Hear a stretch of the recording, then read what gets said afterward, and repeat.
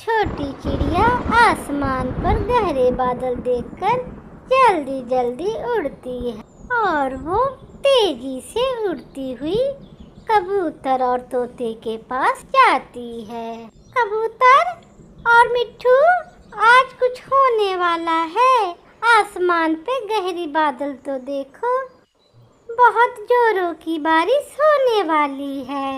हाँ चिड़िया, बरसात शुरू होने के पहले हमें अपने बच्चों और अपने लिए दाना जमा कर लेना होगा। मगर मैं सोच रहा हूँ कि हमें कौआ को भी अपने साथ लेके जाना चाहिए, क्योंकि वो हमेशा ही भूखा रहता है।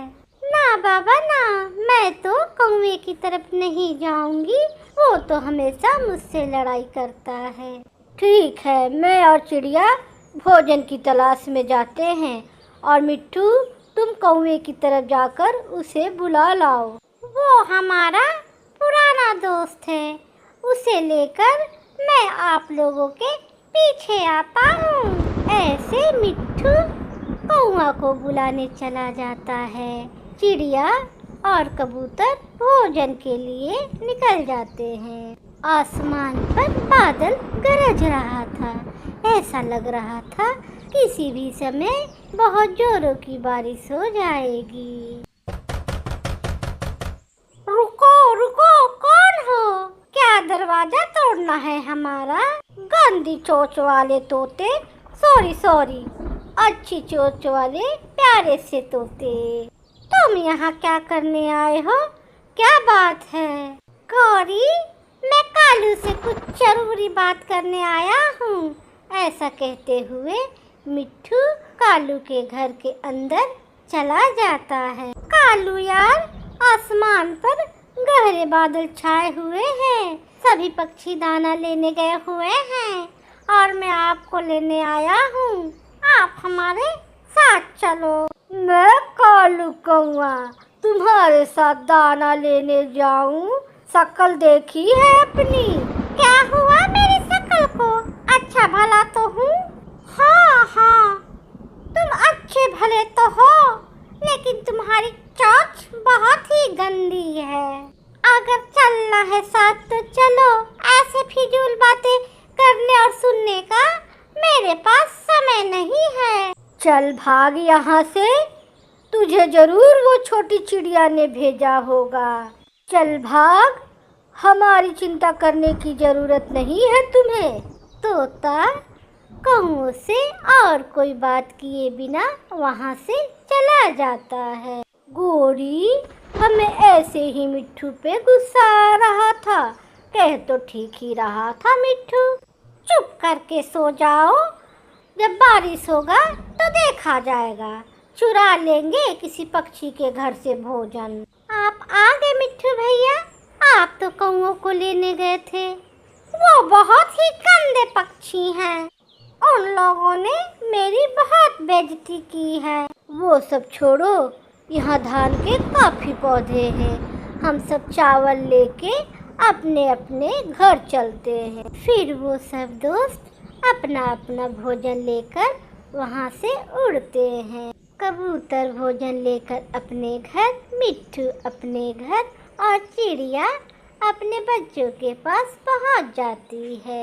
मम्मा, अच्छा ही हुआ कि आप आ गई। हमें बादल मामा के आवाज़ से बहुत ही ज़्यादा डर लग रहा था।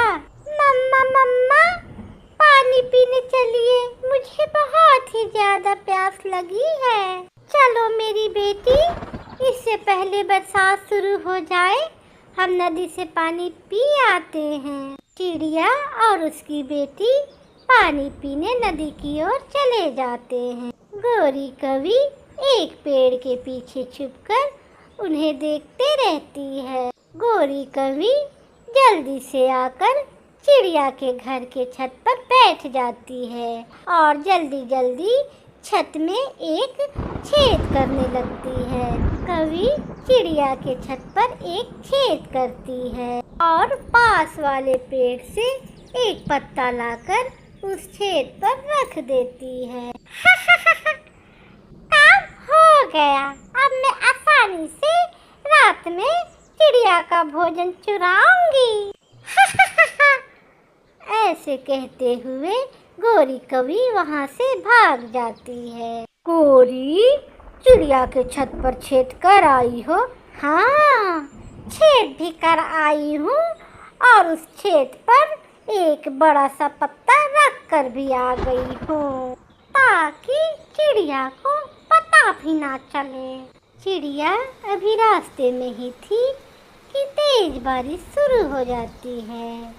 चिड़िया अपनी बेटी को लेकर तेज उड़ती है और घर पहुंच जाती है। सब खाना खाते हैं और सो जाते हैं। बारिश की मीठी मीठी आवाज उन्हें संगीत सुना रही थी। आधी रात को कालू कौवा गोरी से कहता है, गोरी, चिड़िया सो गई होगी, मुझे बहुत भूख लगी है, जल्दी जाओ और चिड़िया का भोजन चुरा कर ले आओ। मैं यूं गई और यूं आई। गोरी कौवी चिड़िया के घर जाती है और धीरे से पत्ता हटाकर छेद में से चिड़िया के घर में घुस जाती है। चिड़िया का रखा मीठा फल उठाकर गोरी उस छेद से बाहर आ जाती है और छेद को उसी बड़े पत्ता से ढक देती है और वहाँ से भाग जाती है। रात गुजर जाती है। चिड़िया अपना मीठा फल ना देखकर अपनी बेटी गुड़िया से पूछती है, गुड़िया बेटी, यहाँ रखा मीठा फल किसने खाया है? मम्मा, मैंने तो नहीं खाया है। फिर वो मीठा फल कहाँ गया? फिर कौन चुरा सकता है हमारा मीठा फल? फिर गुड़िया की नजर अचानक ऊपर छत पर जाती है। मम्मा, वो देखे, ऊपर छत पर छेद है और उस पर कोई पत्ता रखे हुए हैं। अच्छा, तो ये काम जरूर वो दुष्ट कौवों का होगा। आज रात में मैं उन्हें सबक सिखाऊंगी। कौवे भी मीठा फल खाकर चैन की नींद सो रहे थे। मिट्ठू भी अपने घर में अपनी पत्नी के साथ बरसात का आनंद ले रहा था। फिर शाम को कौवे उठते हैं। गोरी, आज मैं जाऊंगा भोजन चोरी करने। ठीक है कालू जी, लेकिन वो छेद आप उस बड़े पत्ते से ढक देना। ऐसे तो पता ही नहीं चलेगा चिड़िया को कि उसका भोजन कौन चुरा रहा है। चिड़िया भी पूरे तैयारी में थी। उसने भी एक लोहे की रोड आग पर खूब गरम कर ली थी। आधी रात को कालू घर से निकलता है। ऊपर से बारिश हो रही थी। कालू को कोई नहीं देखता है।